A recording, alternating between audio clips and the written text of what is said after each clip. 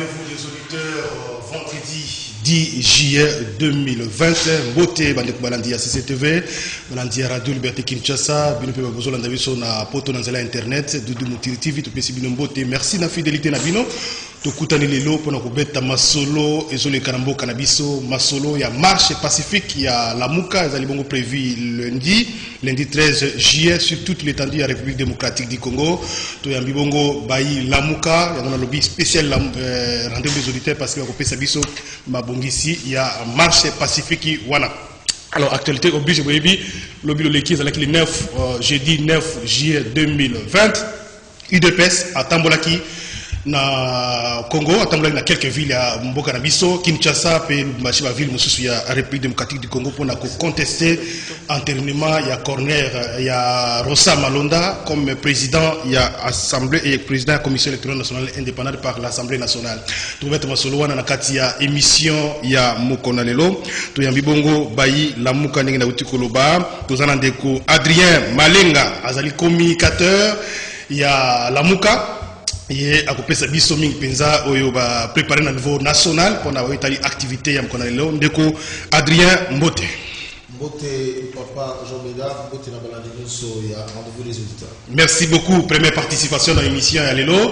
Tozana trois jeunes, il y a nouvelle dynamique, babengi nouvelle dynamique de jeunes de Lamuka, ils allaient composer, ils allaient une nouvelle structure, ils allaient mise en place à l'occasion justement de l'activité aux avocats de marche pacifique. Les jeunes, il y a Lamuka, ils vont s'organiser dans des bango, créer une dynamique, ils allaient composer dans les jeunes.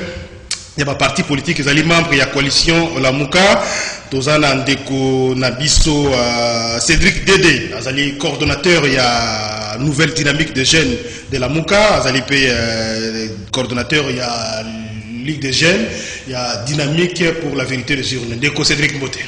Mbote Ndekonanga, Mbote pe na auditeur nyonso ba ko landa biso na moment. Merci beaucoup pour la participation. Troisième invité na biso. Ezali bongo Ndeko René Bonganga, azali président de la structure babengi les Bembistes, puis azali membre pe ya structure wana ya sika babengi nouvelle dynamique de jeunes de Lamuka. René Mbote. Mbote Ndeko journaliste.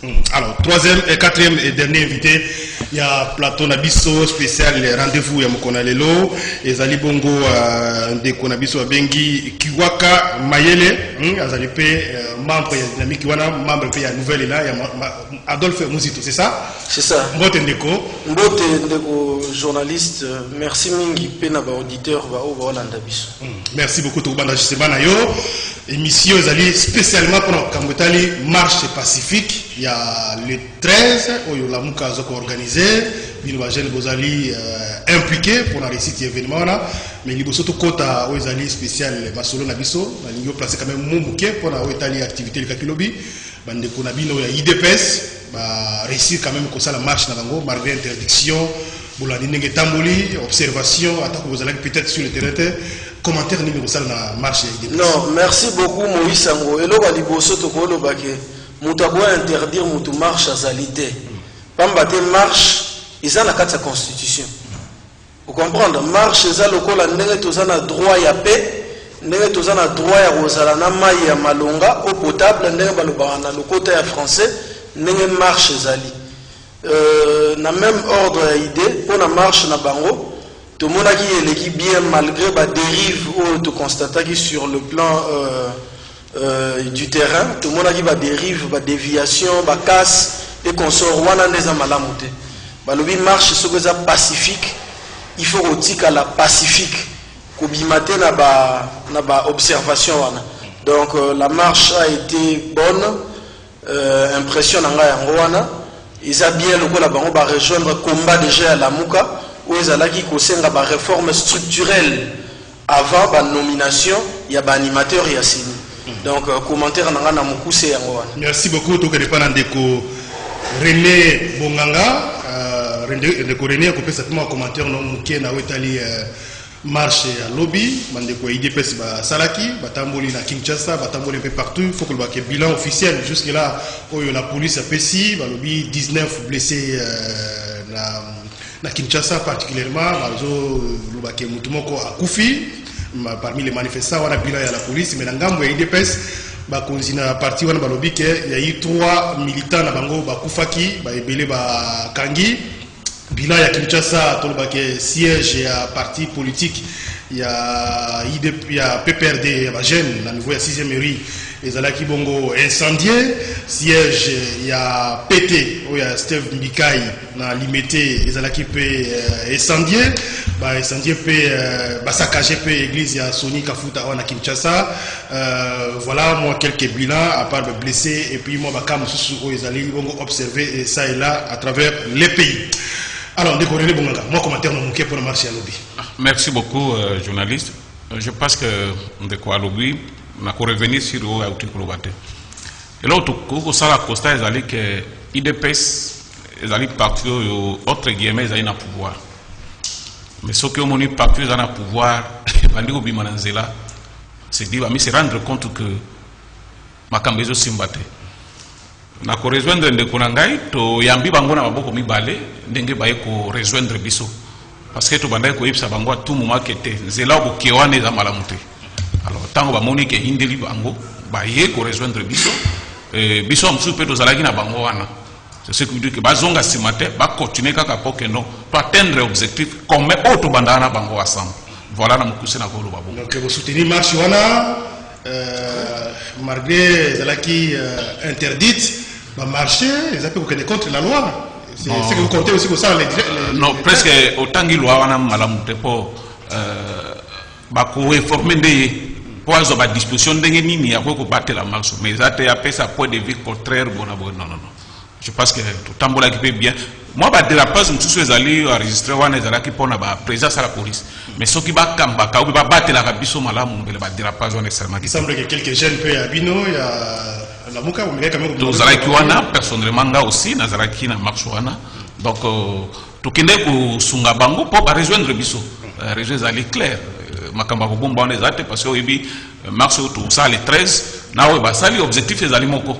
Réforme ba institution. Donc, on a un point précis, Cédric Dédé Maloba, coordonnateur, il y a Ligue de jeunes, il y a ICDP, dynamique, nouvelle dynamique de jeunes de la Mouka. IOP, c'est toujours le même commentaire.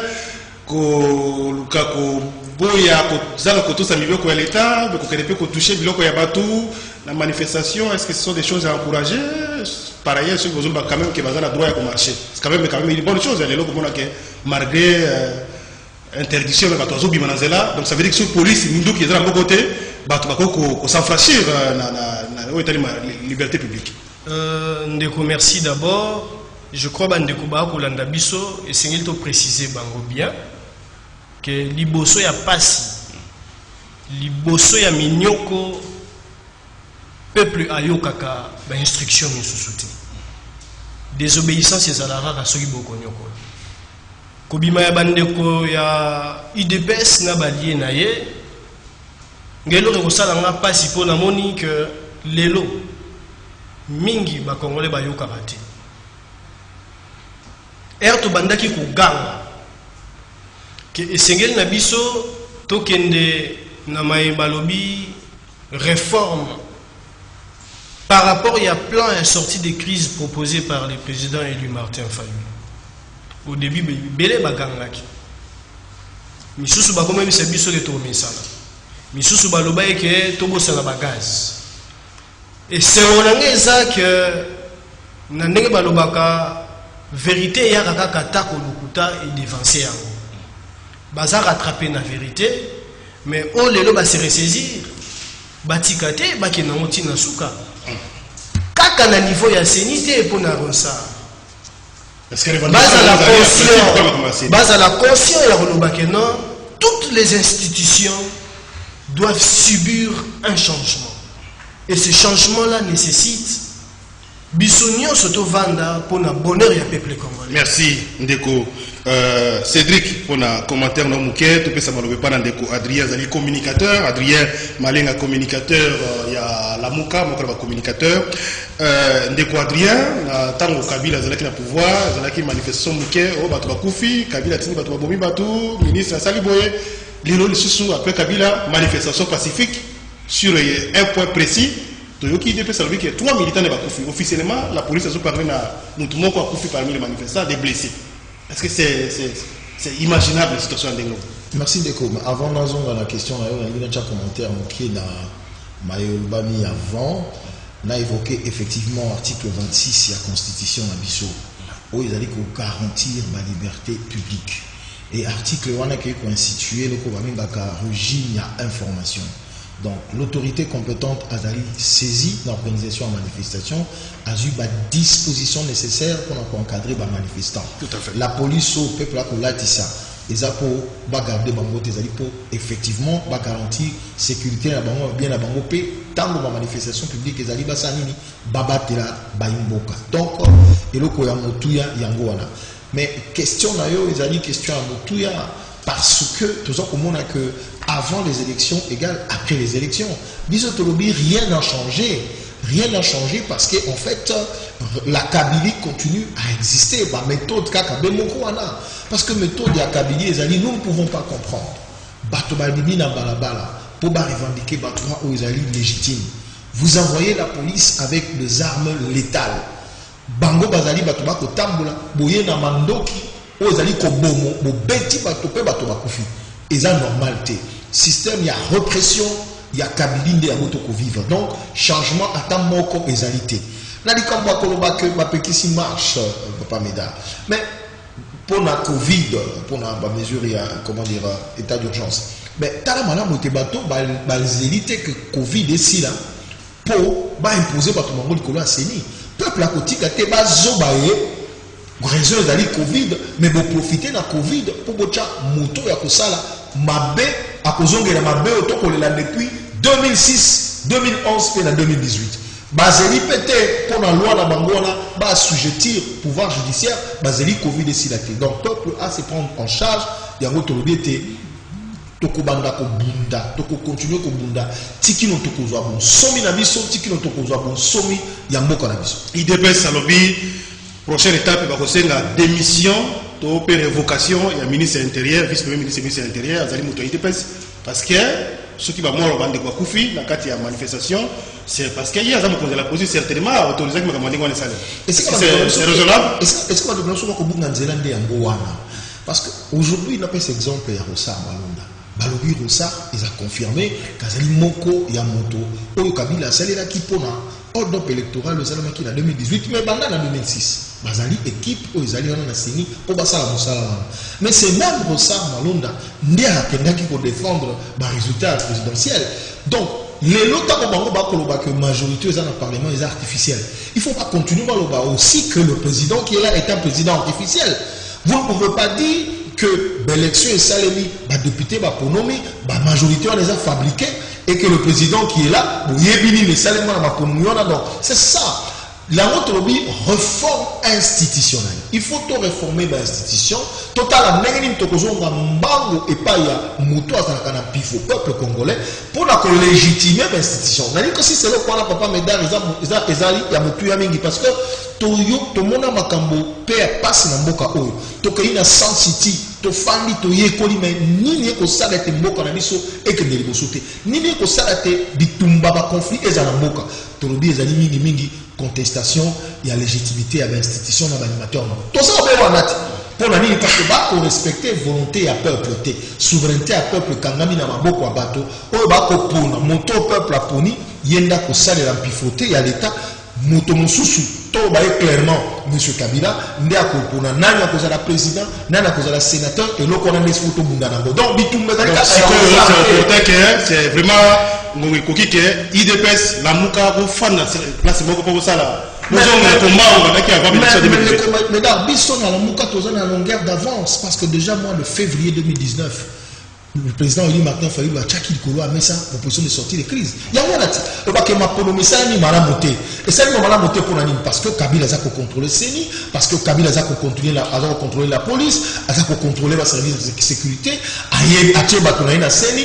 yenda kopesa ba résultat ezali résultat au peuple apesi na une. Merci. Ezali nde wana to kosala po to pesa bon somi na seni de façon que ba o peuple akokwa kopona nde bango bazwa mpifwa l'état. Merci beaucoup. Naza ko rappelé par Bande Bazola Ndabiso ezali spécial plateau oyo ya rendez-vous des auditeurs to yambi uniquement bato ya Lamuka. Vous comprenez que cause la difficile que contradiction ezalana na plateau ya Mukona lelo parce que bazana marche le 13 lundi le 13 ba sepelek ba leka basine ba leka bango moko na plateau pona ko pesa bongo makanisi na bango na activité na bazo bongisa. Alors ndeko na ngai ndeko Cédric yebisa biso na nouvelle dynamique de jeunes de Lamuka ezali susu nini, ça existe depuis quand et créé pourquoi nakati ya Lamuka ba jeune bazala kate bazala organiser nakati ya Lamuka tozana jeunesse ya Lamuka mais lolenge oyebi nakati ya ba méga plateforme nyonso ba sous structure ezangaka te oyo ya makasi nde tolobi mpona bitumba oyo Kabila zongisi biso esengeli na biso tozala na baibanso oyo elongo tokoki komene ba action sur terrain tokoki kozvanda to réfléchir mpona proposer pe ba solution na ma immense population aza nango kosenga mais na bakonzi na biso. Donc nde tolobi ba leader o bozo komona na niveau ya structure babengi nouvelle dynamique ya jeunesse à Lamuka tovandaki tosololi kino sikoyo tokokoba koluka koyeba ndenge nini tokosala pour que lobby ya babilenge ezala pe lobby moko. Est-ce que confusion vous allez faire entre tribunaux nouvelle dynamique na jeunesse ya Lamuka? Non, confusion vous allez faire parce que na kati ya jeunesse à Lamuka tozana 4 plateformes. Ngai na coordonnateur ya jeunesse ya dynamique pour la vérité des urnes. Na niveau ya MLC tozana moko ya baipo baza incontestable na niveau ya jeunesse. Ndeko nanga René azawana na baction nyonso maïmanso déjà tout ça il est incontestable na niveau ya jeunesse na MLC et il travaille en collaboration na ndeko bandeko nyonso ya jeunesse y compris bandeko Aldanis. Mais ça aussi bandeko na biso nouvelle élan. Donc déjà bango ba représenter structure mobimba ya jeunesse ya nouvelle élan. Et longo na coordonnateur na bango Joël.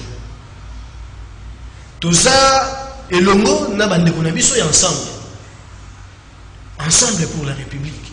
Mais déjà on est ça méga. Bango ba na plateau hôtel, plateau spécial. Non, mais hôtel une place na yo ils a moquette. Prochainement à la disposition. Ah, prochainement parce que Kabwani et bango poko mona prochainement tozala lisusu awa tozana ba descendre sur terrain. Le plus important c'est que moto a apporté oyo esengeli pour que changement et ya na lombango mingi. Ben individu bazo ko importer pour créer spécialement pour la circonstance ya lelo. Les pour la circonstance à l'été. Et za structure oyo et ko mema mon pépé à Sika lisusu. Merci beaucoup. Ndeko René Bonganga yozali président le Bimbiste pe ozali membre ya structure wala ya Sika botiko créer nouvelle dynamique de jeunes de Lamuka lundi le 13 juillet. Bozo ko s'organiser ndenge ni na niveau ya dynamique na bino, na niveau ya structure na bino pour la mobilisation parce que la structure est belle et sous la télévision. Maloba tout ça mais na terrain bozo ko se préparer comment pour faire face pour relever le défi, va sentir que moi, il dépend de mobiliser le bien. Et tu vas dire que jeune peut bazali. Vous avez une nouvelle dynamique. Nous sommes organisés comment? Merci journaliste pour la Mutuna. Je pense que place où tu vois que tu as la stratégie ezali awate. Mais oh ezali pe communication biso liboso to le kana télévision te. C'est-à-dire tous za sala musala. Rassurez-vous que la Muka ezali expression populaire. Ezali moins 65% oyo ba votaka président eli. Et à partir de là, je pense que Makambo comparé biso na boye tout ça non. Bato bazo sala makambo susu. Ngana zalaki na marche wana te. Hein? Miss Européen l'état est toko lo banyo sote mais comparer bango na bisoté. Biso ezali expression populaire et puis tous allez travailler butumoi. Oye bien très bien. Ce n'est pas ici na étaler ba stratégie na biso et tout ça. soki ozali disponible okobanda ko accompagner biso partout na ba descente na biso okoyeba résultat. Est-ce que la muka za ba itinéraire ndeko na biso Adrien ko pesa biso kalate ba itinéraire ba préparer? Est-ce que vous s'engagez par exemple ba biso de mobiliser la Kaluka biso de la direction telle? Exactement, c'est ça aussi. Parce que souvent sur la manifestation on va réciter tam sur les chèques zalaka parce que organisation est mabé. Ce qu'on a mabé ba to bima zo luka place ba kuta na leader bazate. Bino boko vous organisez la terrain. Vous en avez raison. L'émission dans le sens où on peut faire message. Oui, bien sûr. Tos ali vrai disposer pour makambo na nyos. Ndenge na lobaki ne bandeke na ko loba stratégie wate. Je pense que tokukuta na ba konzi la muka parce que biso za ba to terrain. Ce qui ba concevoir et tout ça plan d'action est commun à table biso tozui to kay ko exécuter. Alors là na ko loba nyos wate. Je pense que d'ici là tokukuta na ba konzi la muka. Ba itinéraire nenge pesami et qu'on a publié tout ça mais pour na que angle tel qu'on a battu tel angle tel ba qu'on a tel tu vois que le ba ngawate mais tous alliés la muka les alliés plateforme les alliés bien structurée je pense que là il n'y a pas de souci nouvellement créé est-ce que vous avez besoin d'assises est-ce que vous avez besoin base non quand vous dites ça c'est comme si tu côté la muka non tu banda kala banda ba élection donc tu une méthode asique aux monde bitumba tozalaki na yango liboso na to komi na yango sikoyo ekesani yango to créer dynamique wana donc toza bato asikate to yebani to travailler ensemble to continuer pour travailler ensemble. Merci beaucoup. Là, il n'y a pas alors to kepa ndeko na biso moninga bino mususu ya nouvelle dynamique kiwaka mayele azali pe cadre ya nouvelle élan alors ndeko kiwaka nazongela simu tuna ndeko Cédric est-ce que confusion ko kotate na ndenge na bino ba jeune ya la muka nouvelle jeune dynamique ya ba jeune finalement bon ça va se passer comment et puis vous s'organiser ningeni pour hein tout le monde comme moi kokota na bilanga ya moto mususu te non stratégie ba dévoiler en te boy na koloba ete to kozala na confusion entre biso confusion ozalate parce que déjà la muka na faut ba eza état d'esprit expression populaire bato au peuple a voté massivement le président élu. Donc, place où on a confusion aux alatés. Ce que aux alatérés, on a une démonstration de force. D'ailleurs, tout pour pouvoir voter, tout aussi de pouvoir qu'ils ont déjà parce qu'on avait porté un président. Donc, sur le plan, il y a le plan et la stratégie. Est-ce que tant que vous avez la cité, vous avez jeune, tant que vous avez la sur vous comprendre que la population a vraiment en phase avec la Mouka. Est-ce qu'elle a vraiment la philosophie à la population c'est un bino. La nouvelle est là. Population a alpha et oméga dans le combat démocratique sur le plan politique. Mais il faut être même population a alpha et oméga. Gardien du temple et la démocratie. Même population a azana biso. On a force sur le terrain et pour comprendre que biso tout ça bateau tout a civisme. Tout ça bateau tout a une déviation tout ça la marche na biso de manière pacifique où ils ont consacré dans la constitution déviation aux alatés et aux légas pacifiquement na kimia nyos. Donc rassure-toi. Merci beaucoup Ndekoto pesa maloba sipe kwa ndeko na biso Adrien Malenga communicateur niveau national ya Lamuka apesa biso nano mabongisi hein comment Lamuka abongisi pour la journée à lundi. Tout le monde déjà va leader belé hein Moïse Katumbi depuis Lubumbashi a sensibilisé pour la marche à lundi. Qui Martin Fayulu na place azali na poto a sensibilisé. To moni Adolphe Muzito, to yoki Jean-Pierre Bemba na Kinshasa déjà ba affiche na mona ki ba affiche lobi na ba réseaux sociaux. Na biso so ba ndeko régie ba ko la biso ba affiche wana ba message ba komi ba sensibiliser pour na oitalipé marche ya lundi. Et donc ça prouve que détermination est effectivement pour vous à l'intérêt. Alors qu'est-ce que là on est côté na bato ba militaire à la Muka ba population congolaise quinoise bango nyoso va se mobiliser lundi la marche on les alliés c'est makambo ya malonga ou bien c'est au-delà de malonga. Merci beaucoup papa Jean Médard mais na ko répondre à la question rapidement dans le bas au moni lobi makambo salemaki la police a encadré ki bandeko étant commis un point de chute au niveau à parler du peuple hein, principalement des mois ba chaufferie salemaki donc la police a encadré parce que ndai na tongo nazalaki na échangeur. Donc il faut féliciter quand même moi. Non, on a vu nous tout quand on a kutambola na monique ba tiki bande ko tamboli la police a encadré bango. Dès nazo bisa ba congolaise na ba congolais que le 13 Juillet oyo lundi tokobima na balabala tokotambola. La police a un devoir ya koya on a pour encadrer biso. L'itinéraire tokopesa l'itinéraire clairement a okomona ke biso point de chute na biso ezali esplanade ya boulevard Triomphal. Esika tokosuka esika bakonzi bakopesa biso mitindo lokola pour l'instant ezali obe mwana mboka Jean-Pierre Bembande ezali a en terrain de tokoyoka e ba directive akopesa biso ko baninga mosusu a bazalité. Donc eza clair et net na lingi e ba ndenge wana.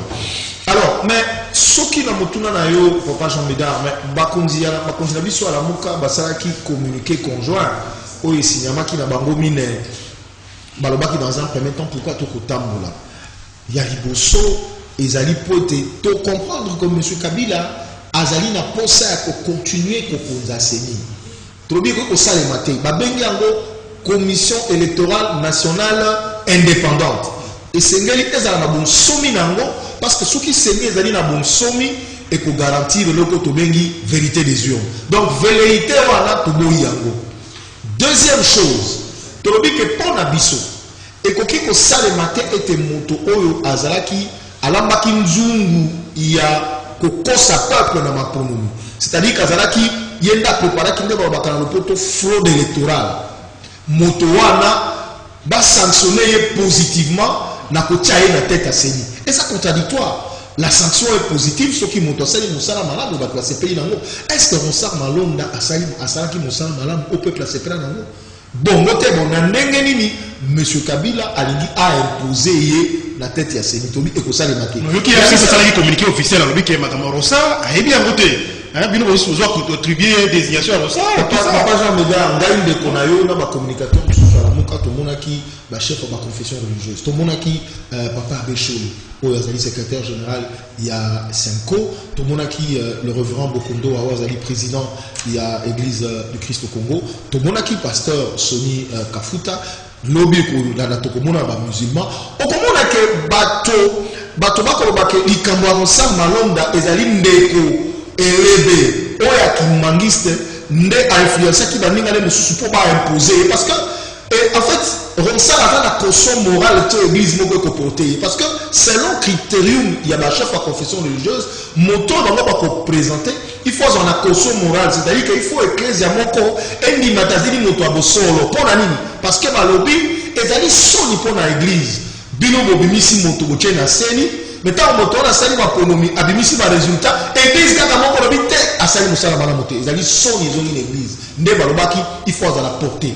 Mais l'église qui mangiste et Elisaki ndeko elebe a porté candidature na été et utaki libanda yango moni Janine Mabunda na parlement asali yango be butu et yebani to solaki na batuana lelo église qui mangiste et sali communiquer ba yebi été ndeko elebe o atene ko soutenir candidature na ye babwaki libanda ezali ba preuve patente oza kotalisa te ezalaki likambo ya moyibi et puis likambo ya loi mina kona sakata babombe yango na frigo et qu'il a noté vous avez parmi la raison sokotali comment dire communiquer conjoint il y a ba leader il y a muka zali parmi la raison que ça la té biso fototelema parce que balingi ba remettre en cause principe moko sacro-saint alors il y a la séparation il y a pouvoir donc itinéraire ya marche tozali na 3 itinéraires itinéraire ya liboso yango to bengi yango colonne vertébrale ya marche na biso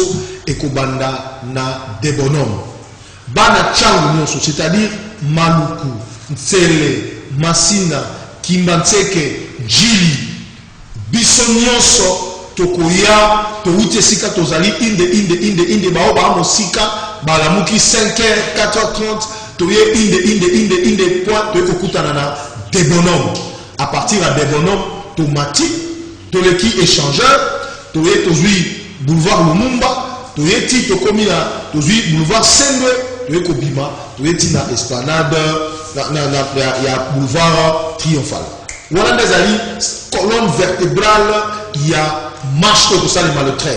Alors deuxième itinéraire ezali pour bandeko ba misusu babi ba mosika faut pas kende ti de bonomba ko zonga e kozala mabe bandeko bazali na Barumbu Kinshasa Lingwala bango bakutana na rond-point Wileri à partir de rond-point Wileri bazui Kabamba bakomi na Kasavubu bazui avenue Kasavubu baye kobimati baye na place ya explanade ya boulevard Triomphal bandeko bana ngambo mosusu comment dire Kitambo Ngaliema bandeko mosusu batikali kuna comment dire Makala Selembao bango bakoya bakutani na Mola à partir à Mola bakozwa inde bazongi Kasavubu baye kobima Kasavubu ti baye na rond point comment dire Pongabi bakiti esplanade ya boulevard Triomphal na bebisa bandeko ba leader ya la muka tokozala wana chaque itinéraire ekozala na ba leader ya la muka ba leader ya jeunesse et ba leader ya ba parti politique ba députés nationaux ba sénateurs tokozala wana donc formé ba topé lisusu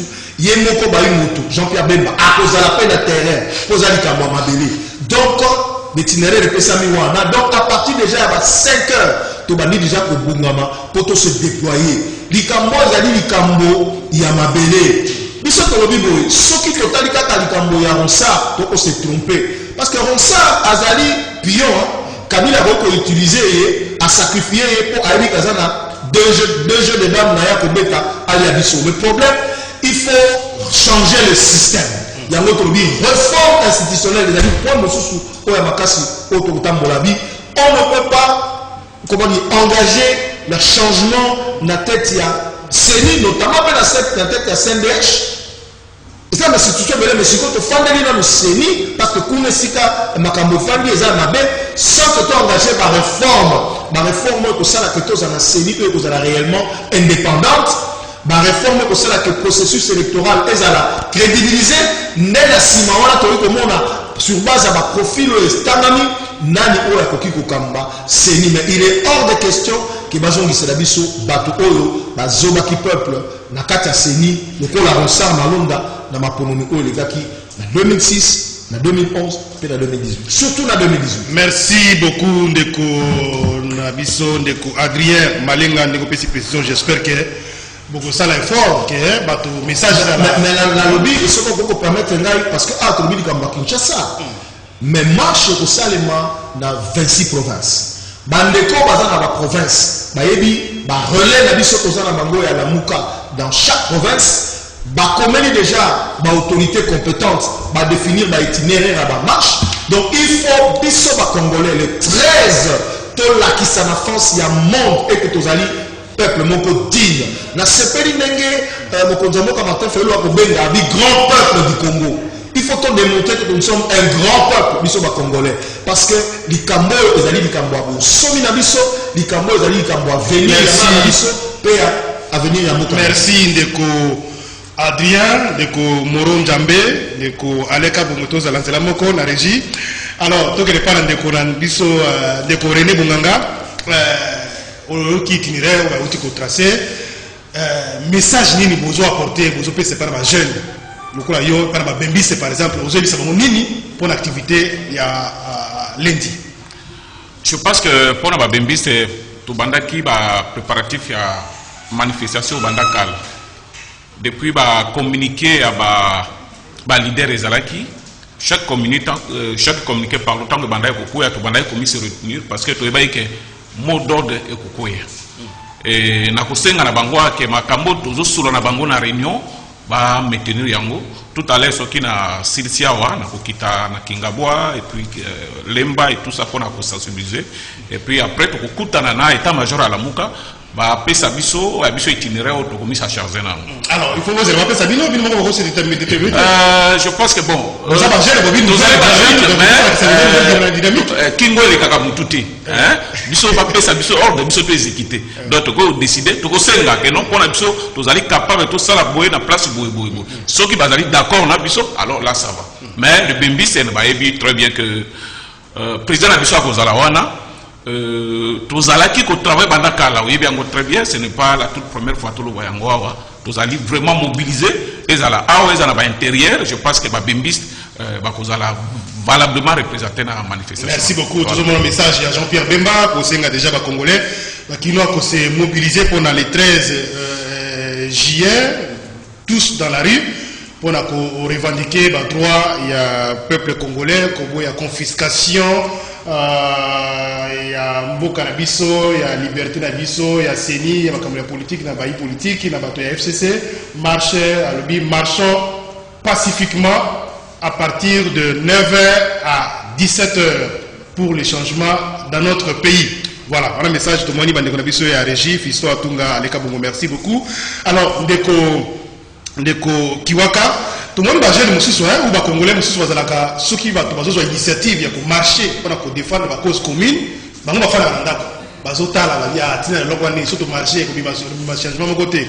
Est-ce qu'on va marcher au Sani, va faire le retour, est-ce que l'équipe n'a rien dit? Est-ce que tu vas bimaki? Pour la bâton, on va faire la randa. Bazar, message, il y a Bazar, un peu sceptique, Bazar, un peu pessimiste. Merci beaucoup. Parce que on a bazali ba citoyen sans âme. Bazali ba citoyen mort perdu dans la brousse. Un citoyen dans un état, un citoyen qui a une abnégation, un dévouement. Tant que combat, il y a territoire et zali. Mon territoire, il faut au téléma pour la bonne somme na biso. Et d'ailleurs, on a ces belles temps où on a que président Jean-Pierre Bemba Gombo, auto benga Singapore Kebo. Il y a juste pour stimuler les sous ba congolais ba bimato bunda il est l'autre qui jamais pour accepter caporalisation à Sini et ça est le gros dépend na vie na biso na vie à progéniture au moins de comment mundele tanga bunda na komba mundela bunda te pona ye mundela bunda pour la progéniture na et le long na comment yoka soni soki na bimi na mboka mopaya peut-être pour se présenter en tant que congolais de la RDC. En tout cas, vous m'excusez pour la parce que les Congolais ont la culture et la lutte. Les Congolais ont la politron, gaz lacrymogène. Trop de marches, ça va non, mais la France, tu as l'exemple la France, non? Ils ont la lutte comme ça, France, ils ont dit États-Unis et comment c'est par rapport à la lutte.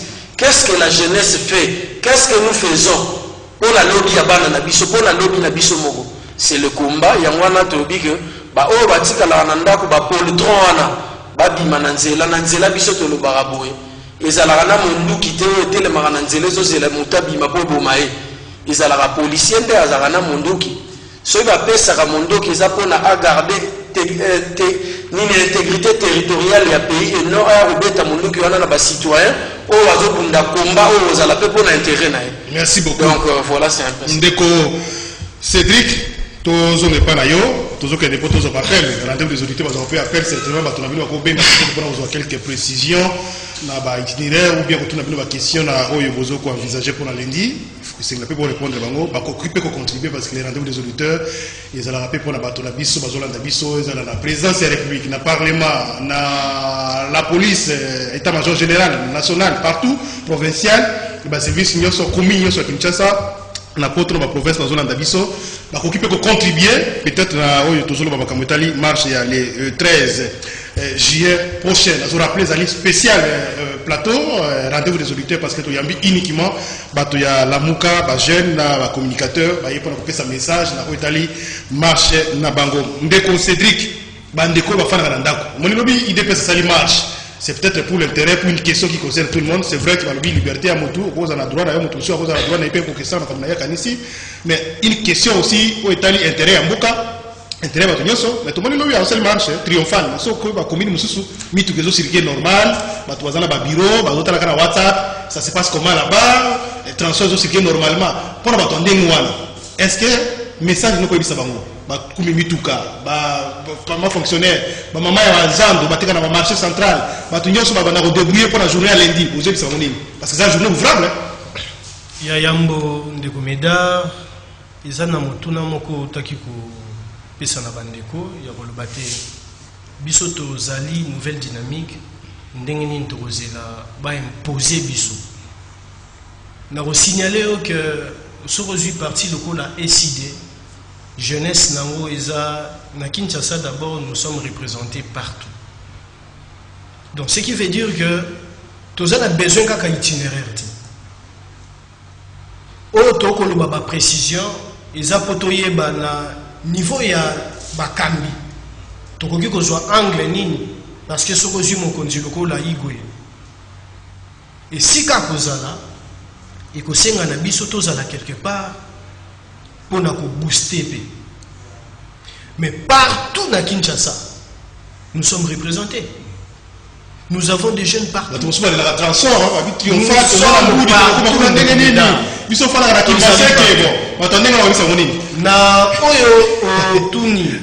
Par rapport, il y a bandeko bazana mituka bako kumba, ba mama na wenze, mingi na ko kapé bako loba. Intérêt à peuple zali nini. Est-ce que vous avez tout na ba $, dollar beaucoup revendiqué. Insécurité dans mon cas. Chômage beaucoup revendiqué. Oui. Lipe matitalo beaucoup revendiqué. Mais nyoso wana na koyebisa na bandeko bako landa biso. Chômage, lipa komatatalo. Difficulté à niveau de transport. Oh, kozanga eloko boy mai, électricité, tout ça ça se résume na manque ya stabilité politique ya mboka. Ce qui te réussir lelo ya kobunda, yonde ko kolandanga. O réussir ya kobima. Pono tombola mongongo lobate to lingi mbongwana na mboka.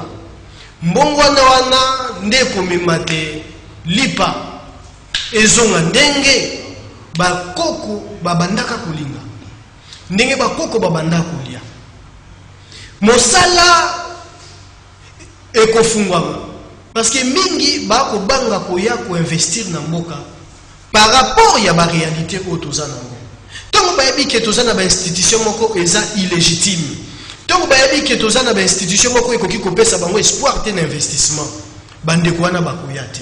Raison pour laquelle tu sangisi ma revendication populaire nyoso. O nyoso peuple a causé la nango. Bosenga. O nyoso peuple a zana posa ya changement et ça résumé na ba réforme otozoko bundela. To bunda pona ba réforme institutionnelle et to komona mbongwana na mboka na biso ti même bana ya bana na biso bakoyaka to komona. Ah eza question à honorer mémoire ya ba père de l'indépendance na biso.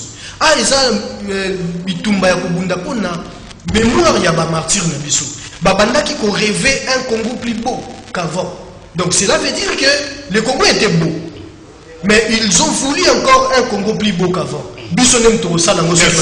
Merci Ndeko Cédric. To ke par Ndeko Adrien, moi le bamuké comme ça tous on rappelle, Ndeko bazana nzela singa bazo signalenga déjà na régie. Na bandeli sous question wana. Bato musu bazala toujours ba fa ndako. Bon, il dépêche à tambola kilo bon finalement bazo minda ko solution ni bazui. Ah, moi na to ba réfléchir en ndengwana. Même surtout tambola lendi to kozwa nini? So fa na biso. Est-ce que Simbaki ba échouer? Simbité. Enfin na réseaux sociaux, tindela biso image. Mtoza na bureau, mitu ka zotambola normalement la comme message pour bato ndengwana. Ba maman na biso ba kinazana. Parce que ah to voir to du jour. Oui, bi ezana passage moko na Biblia ba ko tali salisese moko ba lobi ezali na mwasi moko avec bimusenga eloko epa mokonzi. Accueillir le lot azuité, azungilobi azuité, azungilobi kuna azuité, a continuer tita au konzabi ate nalembi topé saikaka. Tala peuple sud-africain, bazalaki nakata apartheid, ba telemaki, ba bundi po bazwa bonsomi la bango. Ndeko bonheur ezali loko moko te ba ko tika yo na plateau. Mboka oyo ezali mboka bato mingi ba tiango miso. Eza lokola na pesa ndakisa ya simple. Congo za lokola ndako biso ba Congolais nyonso tozali bana oyo ba papa na biso bakufi batikeli biso héritage ya ndako siko moto mosusu auti libanda bi ndako oyo na moto ya mona nko yo yero komi ko bungisa lobi to bundi esili to tikeleka ndako bo c'est ko yebite ko zali héritier eza ba droit na yo to ko bunda bitumba ndenge ba makati na victoire finale Rosimo Kindipe a son âme qui le peuple gagne toujours.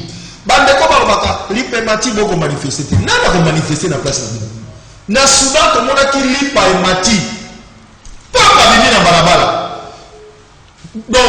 donc dictateur afanda ki ne bon wana mais papa bimi na balabala boko ndaloka Martin Fayulu mali dia lobaki na biso na Sainte-Thérèse alobi ezali na armo l'équipe peuple makasi te Kabila l'équipe congolais na makasi te Tshisekedi l'équipe congolais na makasi te ba américain ba l'équipe congolais na makasi te bakendaka na Vietnam na minduki na bango ndenge nyonso peuple vietnamien ateli lokwa moto moko papa Jean Meda bazongi na ba missile na bango les États-Unis et beaucoup de ndenge wana donc bandeko otikalaka ezali avenir na biso ezali avenir ya bana na biso marche à l'électrice ezali marche ya peuple donc eloko lobi wana biso nyonso tokozana balabala lundi motomoko akobima te biso nyonso en tant que peuple to lancer message clair na bato bakolinga biso malheur na biso ete trop c'est trop biso bakongolais tolingi tozwa bosomi na biso. Donc partout où nous sommes à Kinshasa dans ma province nyonso ya RDC biso nyonso tokozala na balabala mais na préciser ndenge comment il communiquer à coordonnateur ya Lamuka et lobby il faut to respecter ba geste barrière mutuna cache na ye mutuna sokoza na moi gel hydroalcoolique na yo le bibi ma siffler non siffler on dit que biso a remis ça ko tapo na siffler ça marche te soko gangi olembi ozana siffler na yo obandi ko beta siffler na yo te to bosalite siffler na yo lindala na yo to kosimba lichette te to kosimba mbeli te to kosimba minduki te to kozalobe na ba casque na biso lindala ou bien siffler na biso to kotambola parce que to bien ezali marche pacifique. Merci beaucoup Ndeko Adrien.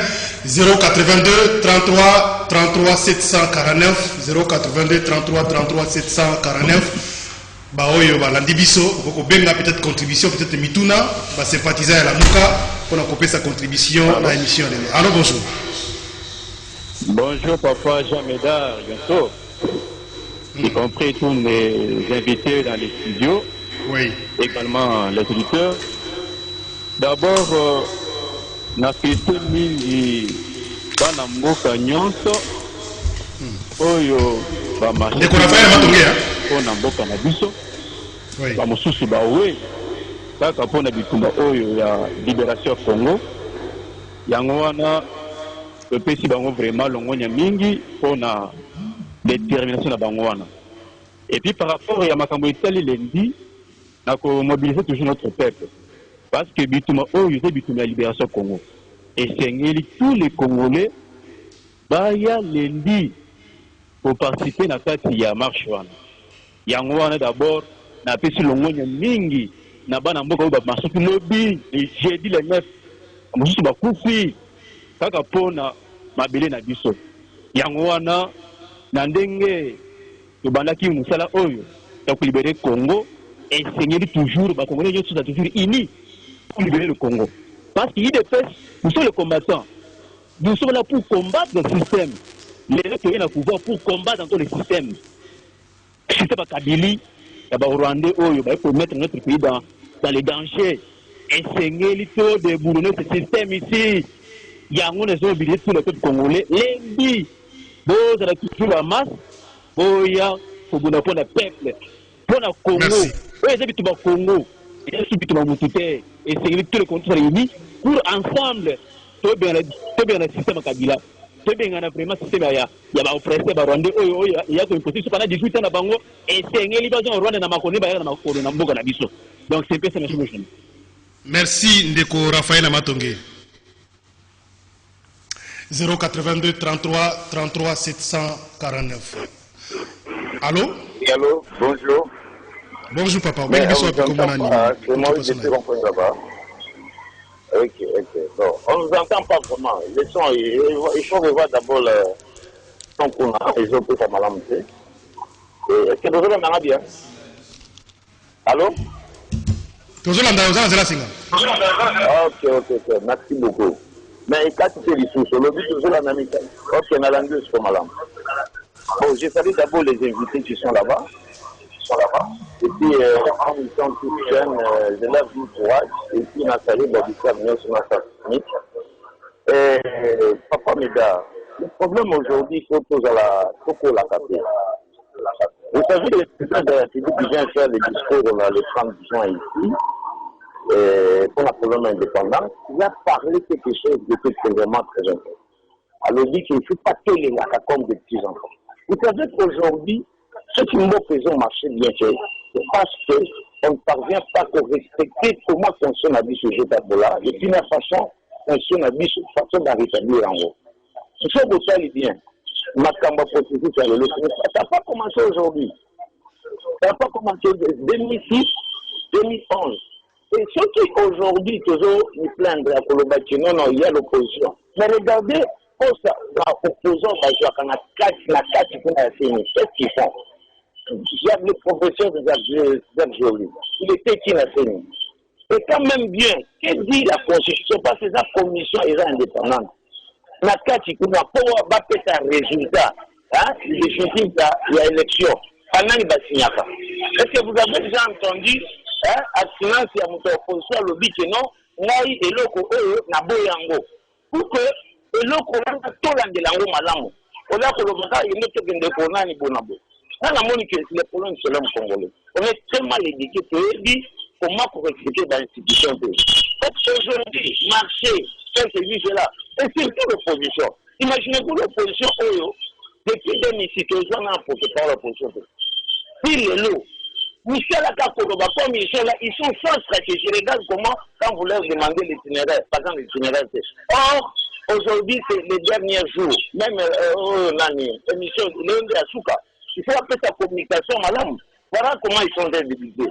On va couper sa biche pour communiquer sur nous. Parce que lundi que vous savez. Comment il y a du désordre? Toujours c'est la bâtiment, ce n'est pas planifié comme Dieu. On n'a pas besoin par inacte. Les opposants, eux, sans stratégie. Les opposants sans vision. On n'a pas besoin de ces choses. Parce que aujourd'hui, on a besoin de vision, besoin d'objectif. C'est aujourd'hui l'échec du président actuel.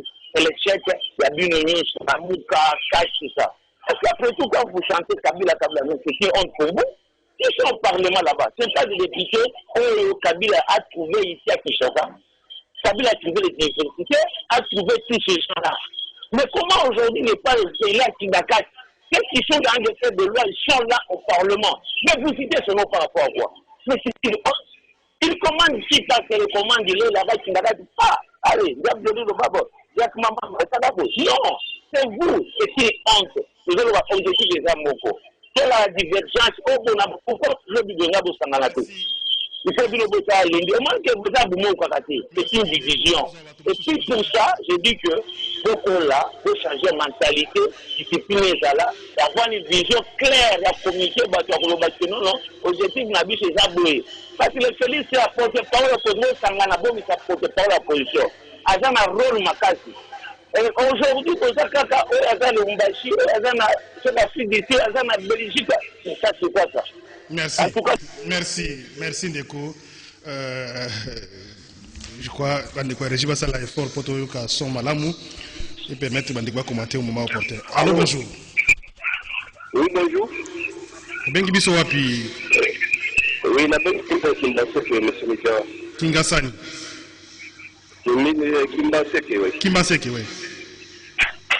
Bon, on a possibilité de mais c'est Moïse qui a le mingi, vous avez la solution. C'est voilà, ils ont les là, après ils ont là. Alors que tu as un temps d'élection chalamé, tu as avancé, les lois sont qui vont faire un avancement. Après que va le bénévole, c'est la situation. Alors pour la marche ça oui, ton donné que marche vous allez, mais il faut tout faire en précision, puisque Kabila a un système où ça la je crois bien, a un face B. À cause de tirer le monde, à tirer mon sous-sous, à cause de utiliser même le constitution réalisée de voilà, on a utilisé mon sous-sous dans ce moment-là. Donc il faut tout dans la sagesse voilà pour évaluer pour contourner Kabila les pour la mettre dans l'installation. Donc pour en aller. Le problème à Londres, le cola, bisa to ko marché dans le Malonda, c'est pourquoi on a le cola déjà va prévenir les amis qui ils ont des faux salariés. Malonda comme tout le monde il faut attaquer la justice c'est disqualifié donc ba longolaye donc ma kamuna ici la malamoko donc pour la conseil il faut traduire la justice pour attirer sabiso ayaki wa steni la confession religieuse ni za ko soutenir donc voilà vous avez malamu mingi pour tout banda ko éliminer Kabila na fête na état de pouvoir nenge ba ko solo ba état de deux allées donc tout ça la méthode wana vous avez malamu mais pour la commencer au moment il fallait pour la président système que biso tuzana tina ya réforme ya justice réforme ya centrale électorale. Donc, normalement, il fallait battre biso 1 milliard de bagéra. Donc, par contre, comme si tu as l'état de droit et jugé par tout pour le procès il y a 57 millions de dollars, mais Moutou a utilisé 1 milliard de dollars. Afin de qui en tout cas, il fallait tout réclamer justice, même tout droit à la caméra. Banana nous koyokande encore de la signature bana mboka. Donc vraiment pour avoir malade mini c'est comment que les négociations qui étaient au tout le monde et éviter ceux qui tani mais ceux qui tani. Merci beaucoup Ndeko 082 33 33 749. Tu as 3 appels hein, parce que c'est spécial le plateau à la Mouka comme ça tout succès émission dans la première partie. Allô bonjour. Allô Someda. Allô bonjour. Bonjour. La dernière partie depuis la commune de mon nom c'est Mbadou Samba Francis. Oui. Commune de la Gombe mon nom c'est Mbadou Samba Francis. Na tapene na songo makati mande na yoki keno Igwe. Président na biso ya mouvement de version du Congo dans la finance de terrain. Pour corriger bango ndengi pena ça ndenga marchaka. Mais ça n'a pas si mingi na tuni mukura et pas na bino jamais. Est-ce qu'il y a IDPS parce que l'opposition autour de la majorité. Et c'est quand même comment est parti au pouvoir par exemple que ça marche dans l'opposition. L'opposition on a bien fait tu vas la Tunisie vraiment la tapé c'est au makati na président na Jean-Pierre Bemba Igwe hein qui n'a pas que beau à cause de la yemoko les 13 na niveau de la tapna que battu na oui biso tu bien ba kolo voir. Merci. Mais na cause na fait na président de baba la fazala. Il y a des Francis, petit nous Francis Angil, à Komana Gombe. Il y a des filets à la Fazala. La séparation médaille. Merci. Vieille ne peut pas faire la marche. La communication va se transmettre des messages. À la émission certainement. 082 33 33 749. Allô, bonjour. Allô, bonjour. C'est David Apaté Angalema. Ndeko David. En tout cas, d'abord, nous sommes d'abord. Au moins, article 134. Mtu moko akosa na rebellion mengi bakindaki na nani kuna na kanda kuna on est ça rébellion 135 10 désobéissance na baloi 3 ans il faut représenter à il presse il faut akangama et puis bon les bare escalader na siège ya nani a fait perdre ba poli biloko on article 80 il faut un cas mutona soit pas que c'est inhumain comme ça parti au pouvoir on est à dire le pouvoir mon konzambo peut faut battre atteinte na probité à non l'air parce qu'il faut qu'après qu'il s'appartient à une maison fanda calme il faut bien que prenne la cour constitutionnelle pas que n'endo attaquer madonna na cour constitutionnelle de côté après la serment est-ce que kabila zaki na kati kun madonna toi zaki te bango ba utia na DGI et za fils maison na sonat fils maison pourquoi madonna azana droit à dire une élection na yé ce n'est pas nomination ça c'est quoi d'abord c'est on d'abord à partir des personnes il faut les sanctionner d'abord parce que article vraiment il y a parti oui parti aussi il faut les sanctionner Batouane. Merci. Bon il faut commencer à situation à la civile pour Bakanga Batouane. Merci. Tous on appelle à Souka Ndeko Alain. Tu connais vraiment à Souka, appelle à Souka très rapidement. Allô bonjour. Allô bonjour. Bonjour papa. Papa Chamara na rond-point Ngaba. Oui. Lazolo bake mayera etu itakakolo nango mutweka zamera kwa pesa ide pesa apata sana sazo sala marcha kona mboga zana kukua na baene mi baza pembeni na ye na woko konda na yete wan ezami sema mabe mutu agana motema malamu ide pesa asali kona mboga asali kona president na parti na yete. Merci. Merci beaucoup pour Nabino, merci pour l'appel. Pour ceux qui vont pour la première partie, bah appel Moussou Benga na deuxième partie na radio tango to za la pona ko ceux qui sa émission rendez-vous des auditeurs. Alors bandeko très rapidement to qui pas ndeko Nabiso Kiwaka, ndeko Kiwaka Olandi mo ba appel ya bandeko commentaire ni ko za nango et puis message ya Souka oyo ko lancer pa na bandeko ba jeune nyoso ya nouvel élan ba jeune kinois ba congolais pour la marche ya lundi. Merci beaucoup Mopantisango. Tolandi ndenge bandeko ba bengi ezola kisaki bandeko bazolanda et puis bandeko ba na rage. Ça c'est ce qu'on appelle ba na rage ya makasi ya komona ete à travers ma bonhomie. Ndeto zwaka ba kambi ya malamu. Soki ma bonhomie za mabeto kozala wana milelo na milelo aujourd'hui ça fait 60 ans. Déjà tout ça car on a mis.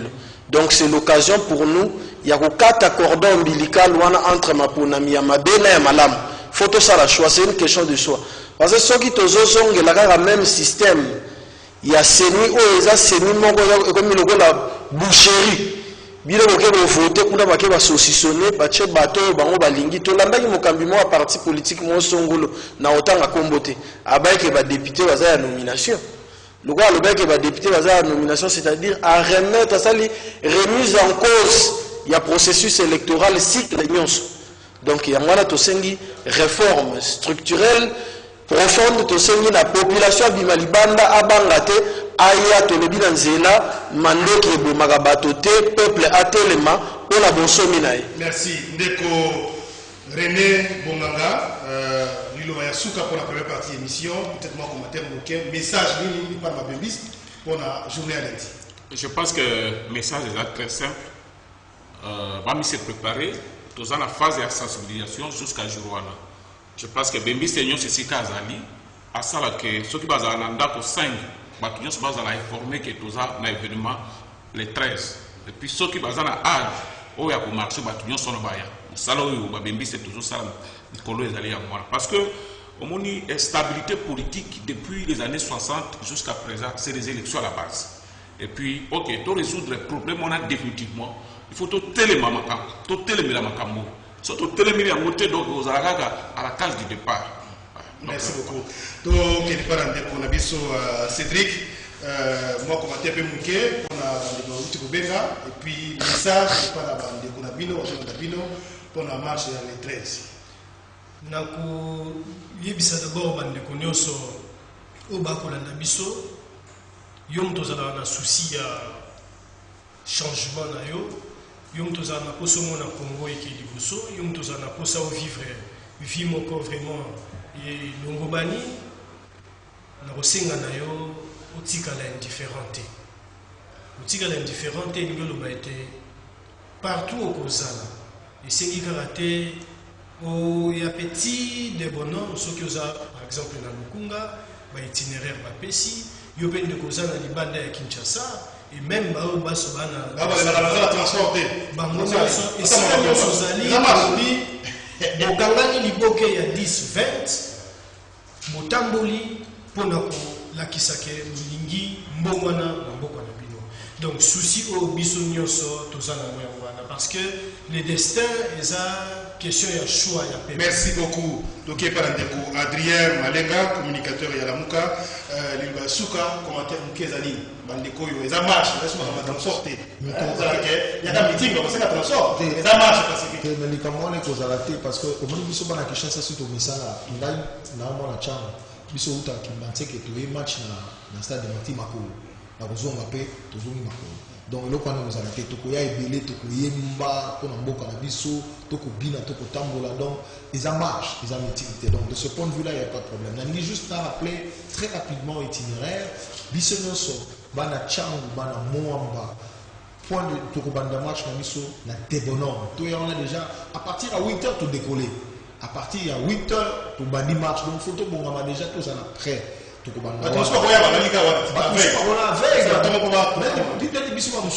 donc moi tozala wana déjà pour photo contrôler terrain donc tozala wana bandeko bakozala ndena lobaki lingwa la barumbu comment dit bango bakozala na rond-point Wileri et puis bandeko bakozala na moula tous organisés de façon que lundi totambola donc lundi il faut tout démontrer na bateau balingi baconfisquer la souveraineté na biso en tant que peuple tout démontrer bango que peuple naza mokonzi na démocratie peuple naza mokonzi pe toza capable en tant que peuple tozwa destin na biso na maboko. Merci beaucoup to Komina Suka ya première partie émission de Kongo Tonaki Mutuna et personnes en opposition on va pouvoir nous donner des réponses qui sont Mutuna qui secrétaire général parti alors lui même si on a pouvoir ça n'empêche pas il dit presque marcher dans un exemple il y a ANC l'Afrique du Sud on peut marcher donc voilà un peu la réponse pour couper ça nous connaissons l'émission on peut savoir nos réponses peut-être avec beaucoup de détails.